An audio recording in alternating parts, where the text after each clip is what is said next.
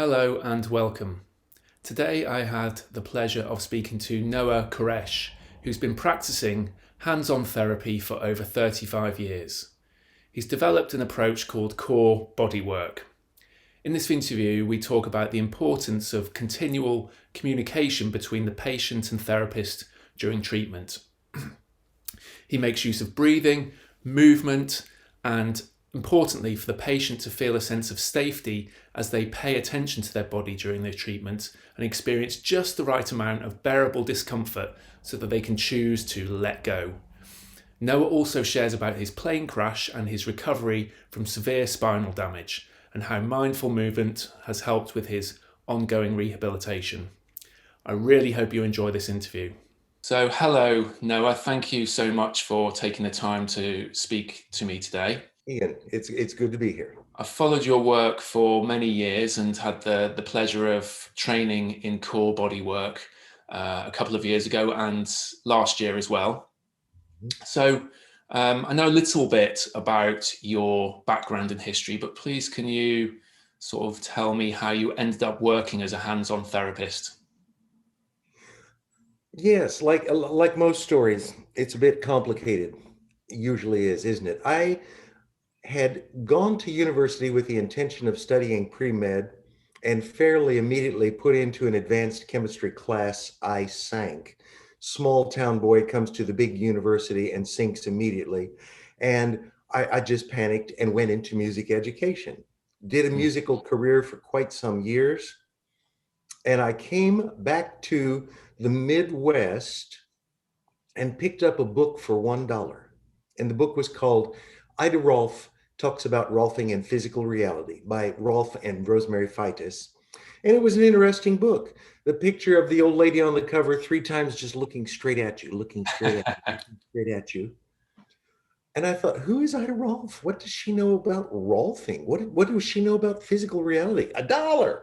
Picked it up. When I finally got into the part where Ida Rolf talks, she said, "This is the gospel according to Rolf. When gravity gets flowing appropriately through the body, then spontaneously the body heals itself." And I thought, my God, this is such common sense. This, when I wanted to study medicine and I wanted to be helpful and healing to people, I got scared by the science. But when I found Ida Rolf and common sense, I thought, I'm home. So I called these people and said, I want to do this. And it was a process. So I certified in 1986 at the Rolf Institute, Boulder, Colorado. And by 1990, the Rolf Institute was falling apart. The Guild for Structural Integration was disintegrating. And I ended up going with the Guild people simply because I knew the teachers better. And after a few years, I thought, Mom and Dad are both crazy in this divorce. And so I decided to just go to the country, a small town in Southwest Missouri. And I've been doing my thing and hanging out my shingle for about 35 years now. And Wow.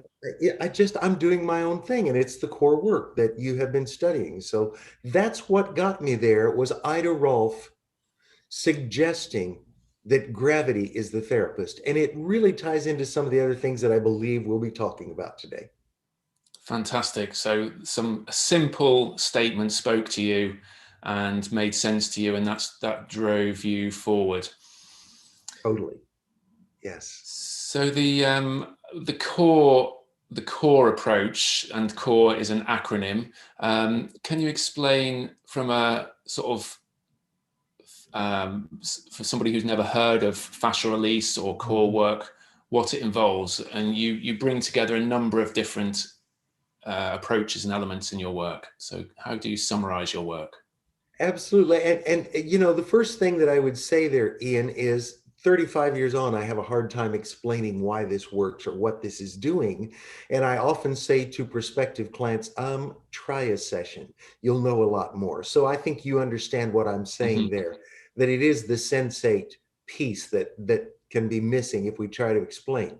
Having said that, this is the work of fascia, FASCIA, some call it fascia, but it is kind of the connective tissue network of the body, through the muscles, around the muscles, to the bones. One could even say that bones are fascia because it is that connective tissue network that is something like a three-dimensional spider web or a three-dimensional crochet Hmm. or saltwater taffy that has gone bad, or peel the orange and then suck all of the pulp out, and those jackets are the fascia. So the fascia is the medium that I believe we still work with. I follow Ida Rolf on that a great deal. C.O.R.E has, in my head, evolved from Rolfing in that, among other things, Ida Rolf was a pretty mean old lady who didn't really mind if she was putting someone through a living hell if she thought she was getting the releases that she wanted. Okay. So literally, there would be times I didn't meet her. She died in 79. I got there in 84. Okay. I didn't meet her, but there were times that she would be just grinding away on someone as she worked in a class and saying, "Oh, shut up, you big baby." So you've got to think that maybe she was missing on some of the cylinders. Hmm.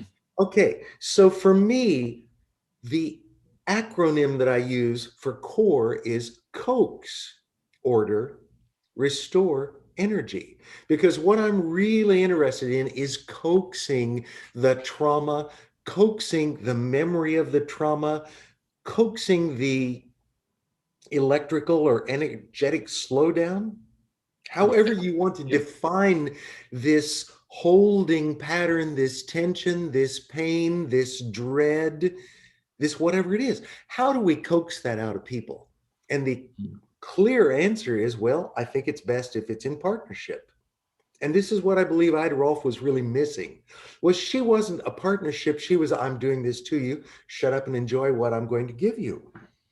In my head, the more we make this be partnership, the more we make that person try to pay attention to their body and stay in the energy of what we're doing, the more they release. I talk to clients about layer one, layer two, layer three. And I just did a photo shoot for the book that I'm working on right now. And I had my actor fellow, who was my model, do layer one and layer two and layer three. You see it. Layer Sure. one is, aren't we having fun? Layer two is, whoa, you have something there. Can I stay with you? And layer three is, no, I can't stay with you. Let me know when you're done and I'll come back into my body. Hmm. That's what core work wants to do.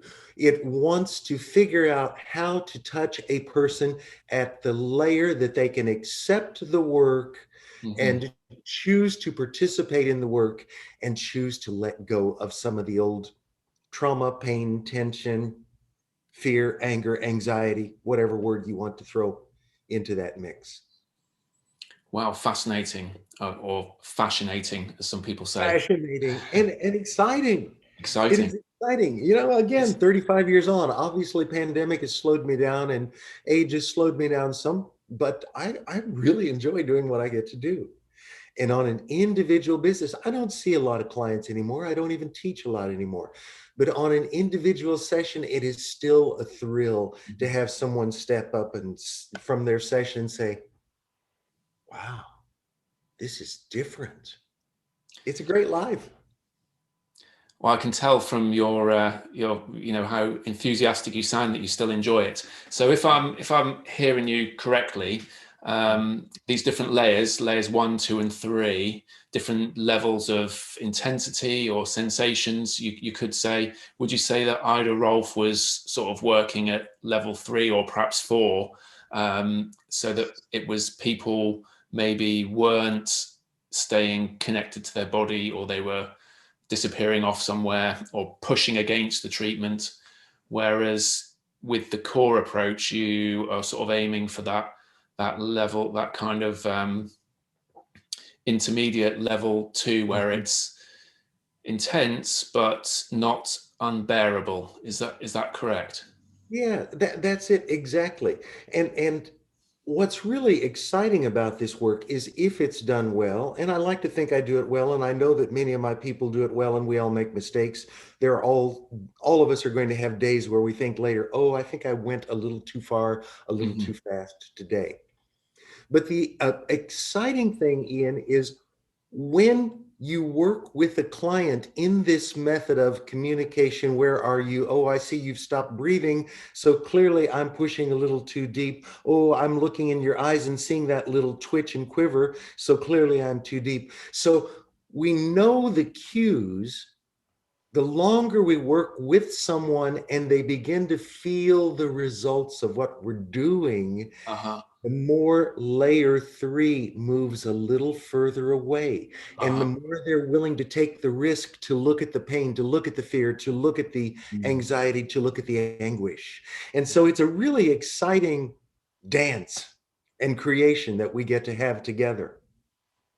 So Partnership. that's I did read somewhere on your website, and having done some of your training myself, that one of the ways you explained it was that you're inviting change within the client rather than demanding it. And that Yeah. relationship you talk about, the communication. So there are ways to communicate verbally, like we are now. And I know the core approach encourages a lot of movement during the treatment as well.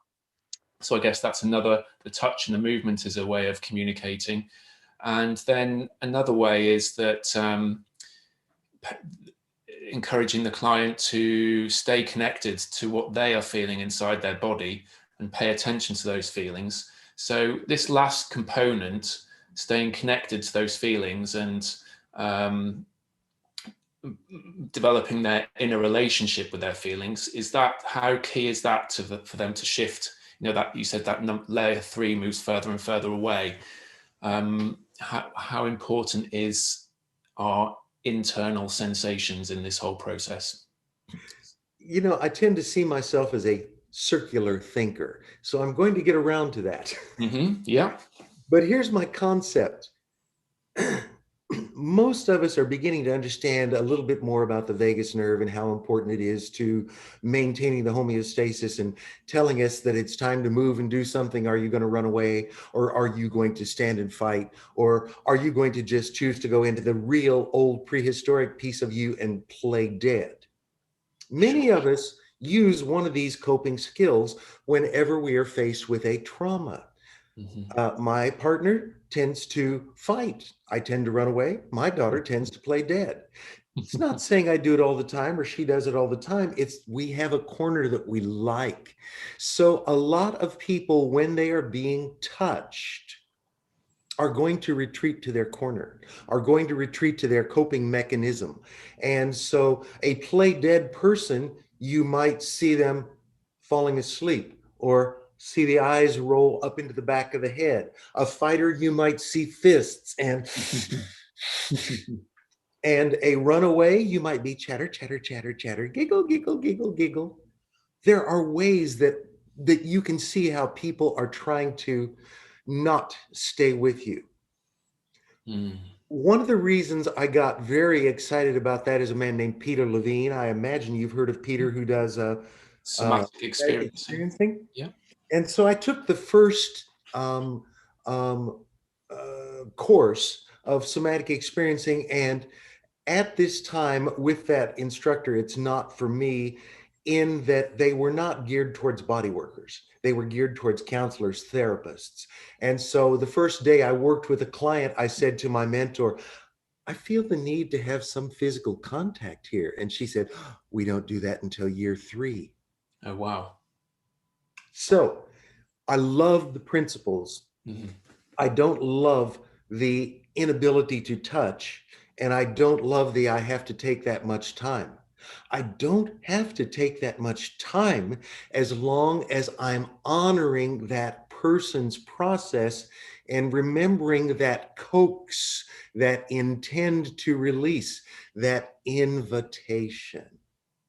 Now, you mentioned breath and movement and sensate ability. I think Peter Levine is what really enhanced that sensate ability business for me. When I began working, I thought I was an idiot because I could not see what my teachers were teaching me. They would look up and say, "Do you see how that pubic symphysis is sheared a little to the left and it brings the hip forward and down, and that's why the right hip is up higher?" And I'm going, right. And about year 5 in my own space, one day I went, I see the breath. I see where Okay. breath happens and where breath doesn't happen.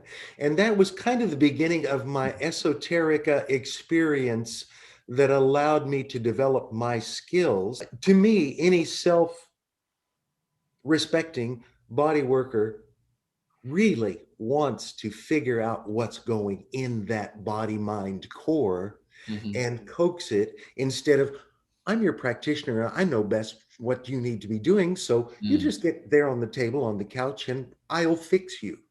Mm. This really offends me. So I want people staying in their bodies. There's an old country song from the US. The chorus line was, "Your heart's not in it, and I don't want your body if your heart's not in it." And I've always thought that was just beautiful for what we're trying to do. If they're not going to live in their body, if they're going to fight you, if they're going to run away from you, if they're going to play dead, if they're going to giggle, if they're going to chatter, if they're going to talk about the movies and do Mm. the haircut massage, we're not going to get anything done. But if we keep people engaged in their process, what's going on in your body now? What are you feeling now? Is anything changing? Is anything different? I don't Mm. tend to go as far as, what color is your pain? Okay. That one's a little bit esoteric for me. I've had good work from people who operate in those kind of models, Hmm. Hmm. but for me, it's a whole lot more about, what are you noticing? And Hmm. if they're not noticing, I'm going to ask them, can you breathe to the top of your head? Can you breathe past my hands? Can you breathe and move and stay in that area? So Mm. that's the way I like working with my clients. Mm. Keep them Yeah. involved and aware. Involved in a way, exactly. It reminds me actually, as your because the work that core that you do with core is about our bodies, our limbs, our organs, our fascia, and it's about discomfort and pain. But that level of communication reminds me of some of the principles of nonviolent communication, uh, seeking to understand each other, reflective listening. So it's not, it's a continuous two-way process, checking in with each other. This is what I'm seeing? What are you feeling? Either that can be done verbally or through the touch, and arriving at helping them work towards where they want to be. I guess whatever that might be. Yeah, and you brought up you brought up an interesting thought to me, because quite often, as a massage therapist or a body worker, if one says to a client, "How's the pressure?" "Fine." "Would you like a little more?" "Hmm." "Would you like a little less?" "Hmm." "How's the temperature of the room?" "Hmm."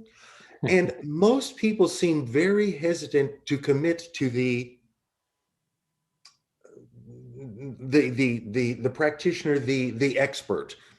"I'm the expert." A lot of people still expect us to be their expert, their Mm. fixer.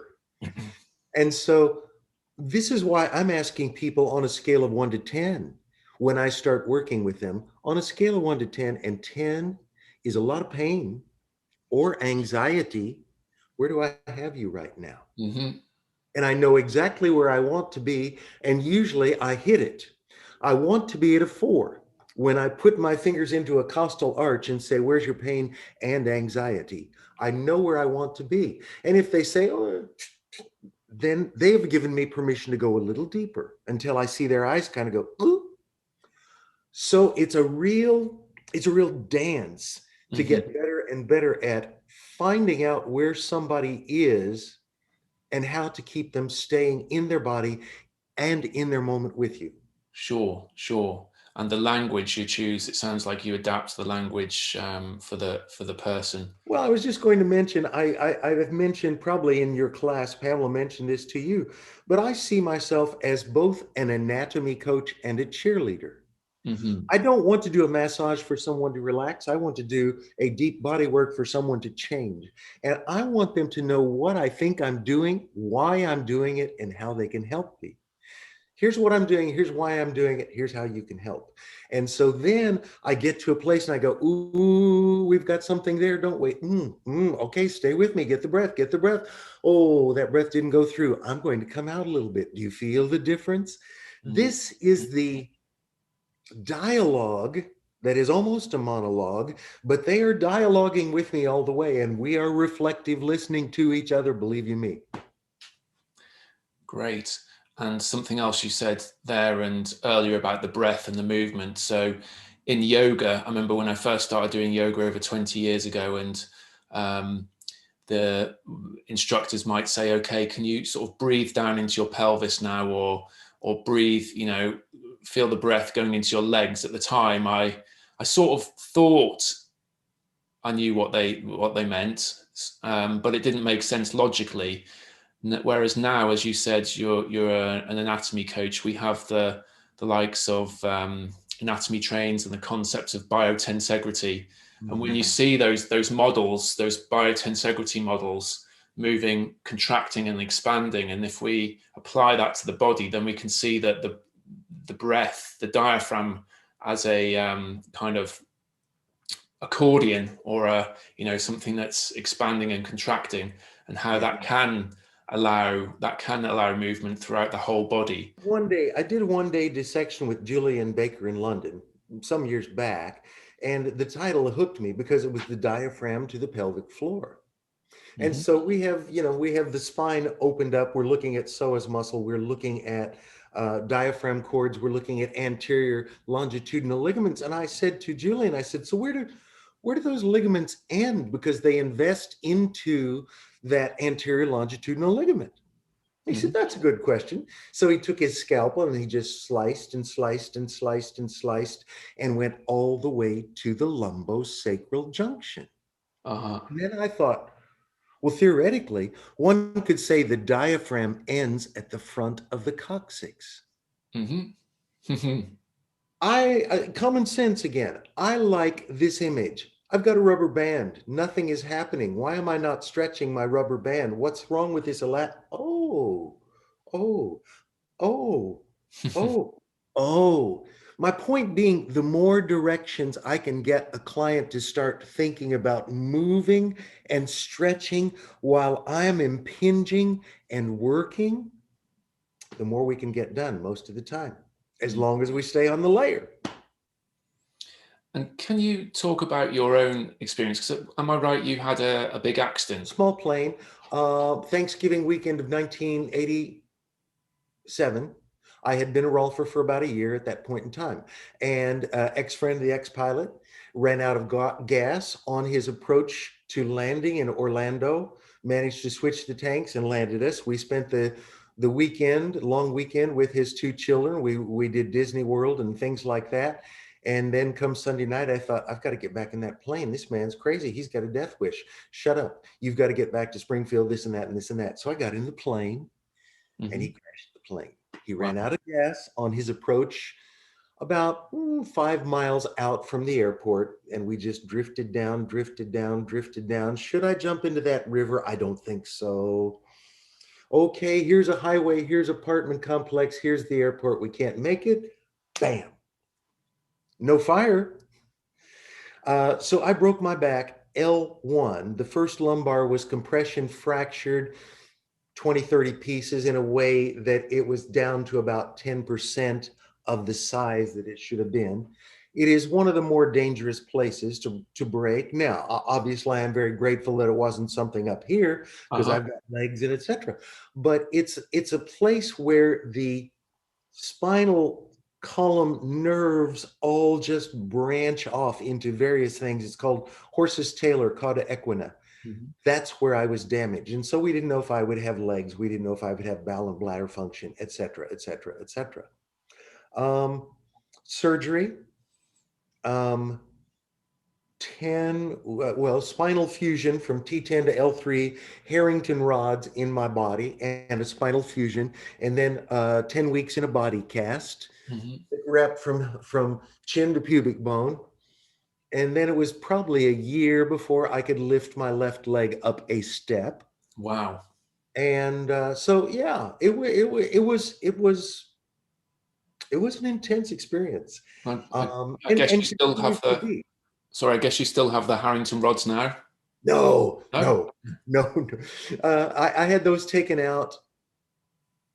Okay, let me think a minute. November of 17, April of 89, year and a half. I had them taken out a year and a half later. I said to the man who put them in, I said, I want these out. We don't do that. One of my friends who was a massager said, I work on an orthopedic surgeon. He says they do that all the time. So I had it Okay. done. And as fusions go, I like to think I'm quite a bit more flexible than most people who are fused this far, particularly who are 70 years old.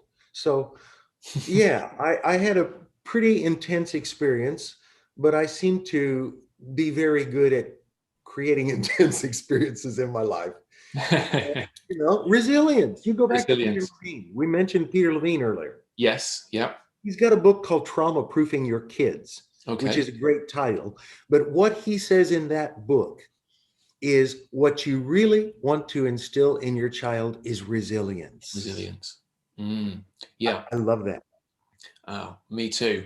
And there's this other term which has come out recently, which is antifragility, which is Ah, similar to resilience, yes, yes, um, yes, where yes. a little bit of stress actually causes things to become stronger. So Absolutely. whereas just rather than just returning to the place that it was before the stress.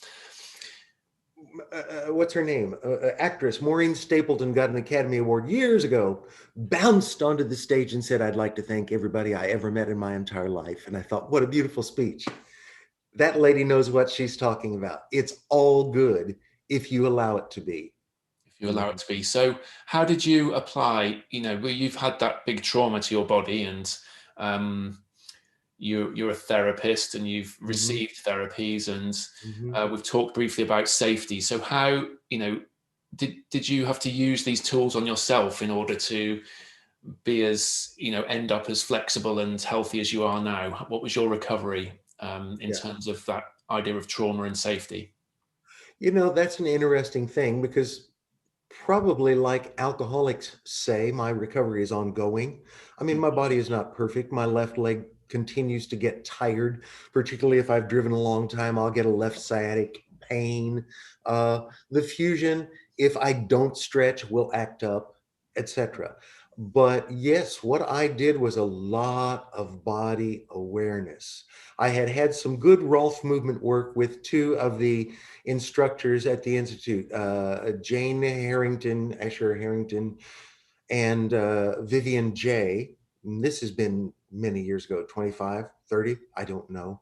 But they really got me all the way back then into the concept of the subtlety of the slow it down Mm. and pay attention. Because there are several good schools of movement awareness that will have you go through your motion. And then after you've done it, they say, now do that twice as slowly.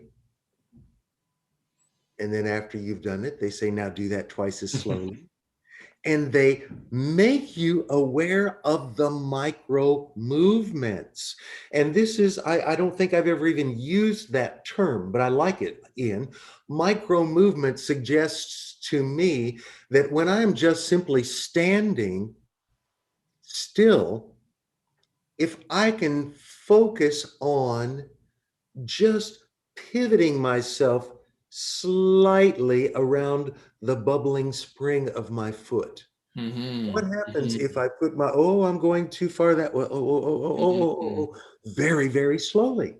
I do a lot of that kind of work for myself. We can shift our attention to different aspects of our experience. So, if I'm thinking about proprioception, I might think about the relationship between my left foot and my right foot. If I'm thinking about this kind of what I guess you're saying about the bubbling spring, it's this kind of buoyancy or or lightness or, flowing sense throughout my whole body. Is that correct? Yes, yes. And you go back to Ida and gravity. Gravity is the therapist. My four building blocks are head, heart, gut, groin. Okay. If you propose to use the chakra system, you've got seven chakras. But if you take off the heavens chakra, the crown, and you take off the survival chakra at the coccyx, you have five. And if you keep your head and your heart far apart, your throat is open. So for me, head, heart, gut, groin are the four biggies. And I am interested in trying to get those four places straighter on a line and further apart. I don't think we need as much spinal curve as we pretend to need. I think we need the resilience of that spinal curve, but I wish that we all felt like these springing, hydraulic was a word you used, these springy beings that are excited about taking up space instead of these, what's it going to do to me next? Uh-huh. We're back to safety. We haven't really talked about safety, but we've mentioned the word. And we're back to safety because I really do think that the dorsal vagus nerve, I've been playing a lot with what I'm calling evolutionary vagal complex or system, and that the dorsal, which is in my head the oldest vagus nerve, is almost the one that goes from the coccyx where we find the ganglion of Impar up to the third eye where we find the ganglion of Rebes into the brain almost, and that it's almost an on-off switch. It's almost that reptilian prehensile area where we just go, no. Okay. Which a possum will do, but various other animals will do. Okay, I think that's the first piece because some of us still do love to live in a dissociated kind of a dead space. No affect, whatever you want to say. Some are fighters or fleers, movers. And so whether you choose to move by standing your ground or whether you choose to move by running away, you've made a choice out of your sympathetic trunk. That sympathetic trunk being part of that vagal system, that parasympathetic being part of that vagal system, but it's all about safety. I was trying to define the other day for one of our instructors, Pentony, it's almost like the vagus complex, the vagal complex is that nervous system that helps us decide whether we're surviving or not.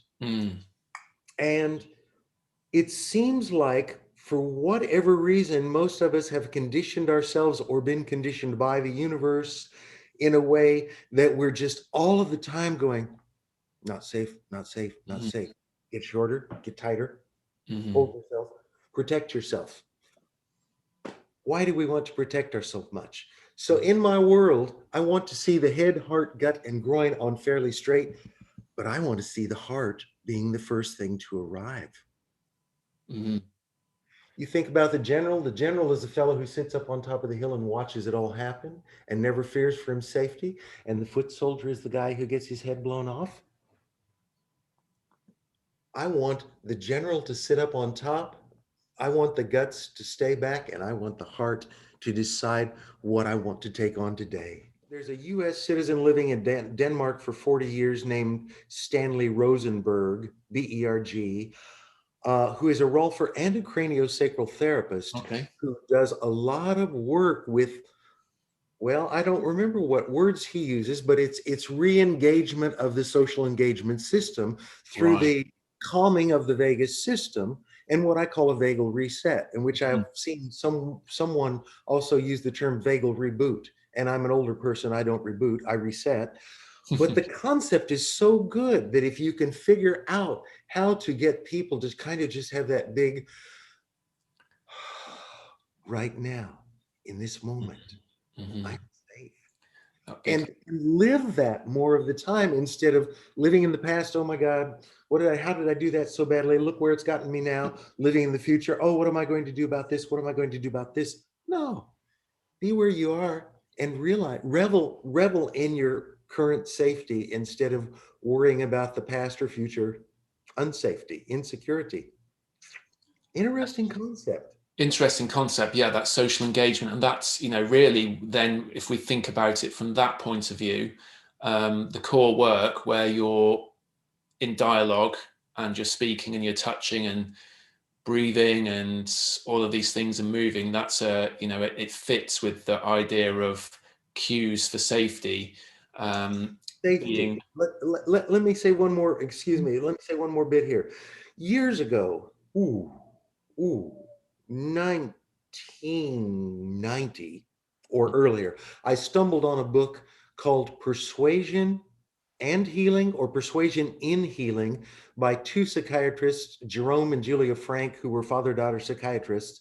And in almost a footnote, they talked about, from our observation and research, these are the four things that must happen for someone to get better. Mhm. Number one, they believe you care about them. Okay. Number two, you provide an environment where healing can occur. Mhm. Then number three, you explain your model and why you think it can help them. And number four, you get them working. But you look at I care and I create the environment. Mhm. Basically, number one and number two say, first, I've got to get you to feel safe. Mhm. If you can feel safe, then we can get some work done. Mhm. It's Yeah. there. Yeah. And absolutely. And I remember reading recently an argument that all therapies really are around those first two, Mhm, which mhm. then allow the person to shift their perspective or shift the meaning they've assigned to their suffering, whether that's pain or some other kind of suffering. So that feeling that you're cared for and feeling in a safe environment, they're the prerequisites for someone to let go and to see the world differently. Mm. You know, I did train as a rolfer, and I was a hard-nosed old rolfer back when I did it, because I didn't train with Ida because she was passed, but I trained with Emmett, who was her main disciple, and he was a go-to guy. He got in there and dug. Sorry, Emmett, as in Emmett Technique. Emmett Hutchins. He was something. Okay. Yeah. Yeah. Yeah. But anyway, as a rolfer in the old days, a lot of people were or showing bruises or etc. Well, every good deep tissue book that you ever look at will say if you're bruising people, you're going too deep too fast. And I've had plenty of clients who will come in and say, now I bruise easily, so that's fine. And they very rarely bruise. Mm. So basically, it's back to that layer of where are you hitting them? What are you doing? And it's the same thing for a psychotherapist. You know, you could probably push someone into suicide as a psychotherapist if you got into that therapeutic problem solving mode and became THERAPIST instead of therapist. So this is holy work that we're trying to do here, because we are responsible to try to help people look at that pain, at that trauma, at that tension, at that lie, at that shortening, at that whatever it is that they're protecting, which is Mhm. usually early stuff. And I like to try to get them there. I like to be working on somebody and say, almost seems like you had a tailbone injury here. Do you remember that? Oh, God, yes, I do. I was 7 and I was skating. Tell you what, I want you to just sit here and think about that and breathe while I'm working in that area. You see what I Mm. mean? How do we tie all of those loose ends? When I do intake form, I ask people to write down anything they can remember. And I give them permission to say, this reminds me of that time, because I suggest to them that they're a jigsaw puzzle to me, and I never know which little piece is going to make me go, I think I'm beginning to see the picture. So, relationship. I'm sorry, I get a little excited about No, this. no, So, that's great. Yeah, I love that idea of a jigsaw puzzle or a kind of treasure hunt with things to discover. Can you say a yes, little bit about the psoas? I know you have another acronym for the psoas.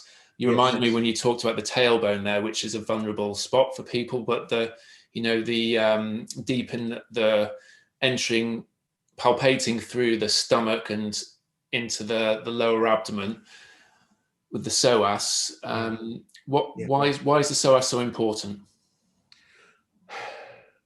In my world, the psoas is the lightning rod muscle of the body, which is to say, if you see it as starting at T12, which was around belly button on sort of the side of the front of the spine, Mm-hmm. T12, L1, 2, 3, 4, 5, diving across the pubic bone to land inside, deep inside, almost behind the inner thigh.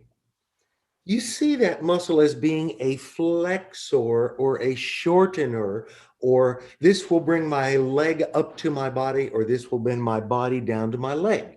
So you see that muscle now in my world. Any trauma that we take, physical, mental, emotional, chemical, electrical, energetic, trauma. Anytime we take a trauma, something in us goes, make a smaller target. Sometimes it's not make a smaller target, it's a reaction that just goes, oh my God, protect it all. So both of those things happen in a way that I believe the psoas, P-S-O-A-S, psoas, storer of all stress, acts as that lightning rod that shortens, tightens, pulls us down. That ends up pulling our low back forward so that our bellies dump out and then our low backs hurt. Mm-hmm. That also ends up pulling our heads down forward as we have shortened in the front of the spine. So when you think about how many people work at a computer, how many people massage, how many people drive, how many people paint, how many people do how many things with that body that is causing that so as to stay tight and on guard, particularly in a world where we're all already conditioned to go, what's the next bad thing going to happen to me today? Because that's the way a lot of us are living. So Mm. this muscle needs to be released. It literally ends up looking like, instead of almost falling back when you take a step, it's almost like the muscle goes instead of. So that's why I like to get in behind the rectus abdominis muscles at about a 45-degree angle and literally try to feel my fingers getting to that front side right next to the transverse processes of the spinal bones and work to clean, gently coaxing people to learn that they could let that muscle relax and fall back. We're Mm. back to breath and movement. I've got them moving their legs. I might have them moving their arms. I might having them pulling their low back down. I might have them pulling their chin to their chest while they're breathing. And if we can get that kind of cooperation, oh, and I must mention that the more subtle you can make it, the better it gets. So I'll see people who yank their legs up. I don't want you to yank it up. I want you to think about moving your leg. Subtlety. Supposedly, and I can't find it in my notes, I know she said it, Ida Rolf said maturity is the ability to discern finer and finer layers of distinction. And I love that image that Wow. as we become mature body workers, we just say to somebody, think it. And there are plenty of times that I'm thinking about what I want to say to a client and they've already done it. So I know it works. I'm sorry, back to the psoas. No, Psoas that's has a little sister brother called iliacus. And Yankees. it's on the inside of the hip bone, but it goes down to share that tendinous insertion, attachment, whatever you want to call it, down inside the leg. Okay, so you've got that. Then you're going up into the hip bone on the inside of the hip bone. But then if you go across the crest of the hip bone, you're into the quadratus lumborum, which also goes to the 12th rib and the spinal bones and the lower attachment inside the leg, the same as the psoas muscle does. So there are two pathways that are very important.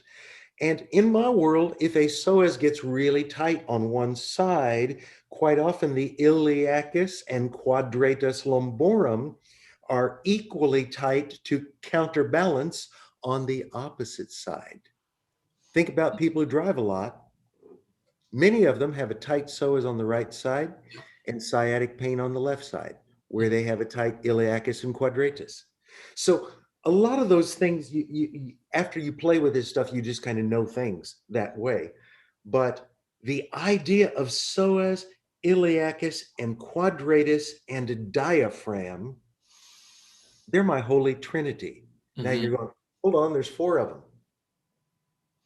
Why not call it the ilioquadratus and say it's one muscle, it just happens to have a bone spacer in it? Uh-huh. So then it's diaphragm, psoas, and ilioquadratus. If I can get those things to change on somebody, they're having a new life. Mm. Yes. So if they move, if, as you said, if there's something on the left that's in a tug of war against something on the right and neither can let go, you'll encourage them to say, okay, it's safe to let go. And I really like the idea that you say we're taking people from this, fetal position to an opened out star with 6 points. And I often think about, a dog or a puppy laying on its back to have its belly Yeah. tickled, a pleasurable thing to have your body open and available. How do you so what with all of this in mind, so you've evolved the practice from the work of Ida Rolf. Mm-hmm. What hopes do you have for the future of hands-on therapy, though? Two things there that you just triggered for me also. Let me explain that among the ways that I'm different from Rolfing these days are, number one, the traditional Rolfing is a 10 series, I do a 5. Number two, generally speaking, Rolfers shut people down to underwear and look and look and look and look and look and look. And I try to do very little of that looking because it unsafes them. And I say, clothing is just fine. In fact, these days I prefer it because I save 5 minutes on each end of a session. Mm-hmm. Um, I talk to people a lot, obviously. I try to get them moving and breathing in a way that I wouldn't. I look at layer 1, 2, 3. And in some ways, I think of myself as a structural disintegrator instead of a structural integrator, because what I really want is to take all of those pieces out and then say to people, there you go. Now then, you decide how to build this body back. Sure. I mean, I'm going to help, but I really want them to build it. Mm. Now, where do I see therapy going? I think and I hope that we are all going to get more and more and more thrilled with the concept of vagus nerve health is where it's at. Okay. And I'm also very interested in heart rate variability, Mm-hmm. which is basically the concept that when you breathe in, your heart rate goes up a little bit. And when you breathe out, your heart rate goes down a little bit. Mm-hmm. And the bigger the number between when it goes up and when it goes down, the healthier you are. The Mm-hmm. less diabetes, the less inflammation, the less heart disease, the less cancer, the less anxiety, panic attack, the less chemical imbalance. All of it is about heart rate variability. And research is now showing that heart rate variability is enhanced by good breath work. Mm-hmm. Mm-hmm. And optimally, everybody on the planet, probably nearly all of us, fit in a rate between 4.5 breaths a minute to 7 breaths a minute is the correct amount of time that most of us should be doing this wonderful, safe breath. Mm-hmm. 1, 2, 3, 4, etc., etc., etc. So if people could figure out how to just stop and breathe and exhale and chill, that Mm-hmm. would be a good start. Mm-hmm. This is one of the reasons why, even though I don't like getting a relaxation massage is a really good idea, because for some people, it's the only time they ever bother to stop and breathe. And in fact, those people who don't talk during their massage rate their massage better because they've been breathing. So where I hope we go is, I hope we get more and more intrigued by this heart rate variability, this breath work, this vagus nerve complex, evolutionary vagal complex, whatever we call it, so that people learn how to feel safe. You mentioned Stephen Porges, and what turned me on to him all those years ago. I mean, I first read about him in about 1988. Wow. 89, when he was second author on an article about the advantages of the pelvic lift to calm a vagus nerve. Hmm.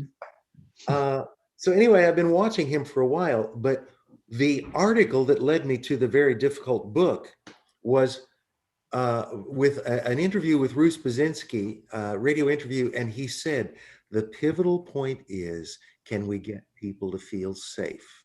Hmm. So many body workers and massage therapists at this time already understand this idea of creating safety, creating a safe space, whether it be you just need a place to come and talk about your boyfriend, don't you, honey? Kind of work, or whether it's no, let's get in there and do some changes so that you feel ready to get out into the world and make your mark. I mean, all of those are going to be predicated on us learning to be better coaxers, better inviters, and less about we're the practitioners and we are the experts and we know what you need. Yeah. That's what I hope to see.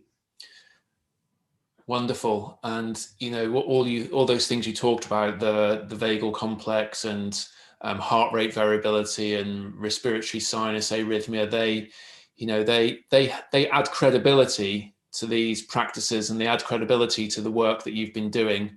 The social engagement, the breathing, the freeing up of the musculature or the fascia, so that the breath, so that you can get that big, that you can get that big heart rate, the RSA and heart rate variability. Mhm. So it's I really, love all those different dimensions of your work, and it's been a great pleasure listening to you today talk more about the background and the story, which I hadn't heard a lot of that detail before. Uh, yeah. I'm aware we're coming up to an hour. Is Oh, there anything Lord. else you want to say? One other thing I would mention is Stanley Rosenberg's book. I don't know that I gave the title. It's called Accessing the Healing Power of the Vagus Nerve. And it's a fine little book for both clients and practitioners. So I would say that. And I would say thank you for the opportunity. And I would say that my challenge to all of us, no matter what profession we are in or what state of the world we are a part of right now, is to explore leading out into the world with an open heart. I love the sound of that. Where can we find more details about your work? So you've written several books as well. Yeah, I've got some books. We have a website that is C.O.R.E Fascial Release. And I believe the books are linked. I think they send you to Amazon right now. I need to be a better person about this stuff. Um, the books are on there, but when we have upcoming trainings, which have been curtailed pretty badly lately, but I'm planning to do one in July, and I'm hoping that Pamela gets to get back and Pentony's starting up and etc. And occasionally I blog or newsletter or etc. So C.O.R.E Fascial Release is the best place to look. Thank you very much. Ian, thank you. It's by God, we had fun. We certainly did.